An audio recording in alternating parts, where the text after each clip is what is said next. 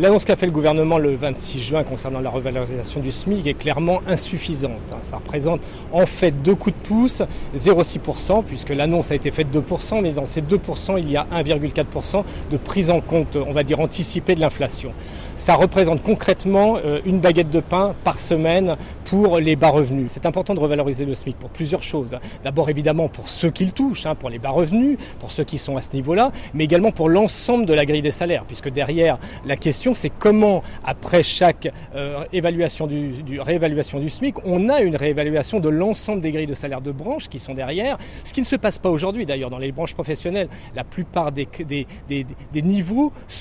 tournent autour du SMIC et on a aujourd'hui un patronat qui se refuse à justement faire ce travail de revalorisation qui permette d'avoir une vraie reconnaissance à la fois des qualifications, de l'expérience, des acquis et de la formation continue. La CGT ne va pas lâcher le morceau, bien évidemment. Une annonce le 26 juin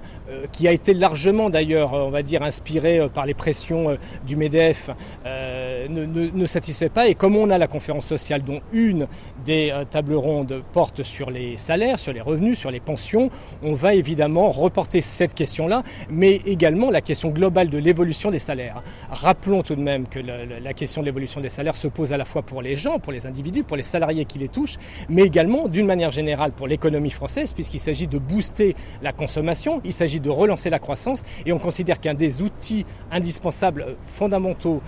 d'outils pour relancer la croissance passe effectivement par des salaires élevés, donc par la consommation. Je tiens à souligner également que dans la table ronde, nous en profiterons pour aborder la question des pensions des retraités, pour lequel la revendication de la CGT est clairement de la mettre également au niveau du SMIC. Il faut rappeler que le patronat, les libéraux d'une manière générale, invoquent la concurrence internationale, la compétitivité de la France comme argument pour ne pas augmenter les salaires, pour ne pas augmenter ce SMIC. Nous rappelons quand même que cet argument ne peut pas tenir puisque 75% des salariés qui sont payés au SMIC, qui sont payés dans ces bas salaires, justement sont dans des secteurs, dans des secteurs de l'économie qui ne sont pas soumis à la concurrence internationale. C'est le cas par exemple du café du coin, c'est le cas de la boulangerie, d'un certain nombre de petits commerces qui ne sont pas du tout soumis et sur lesquels cet argument de compétitivité évidemment ne peut pas tenir.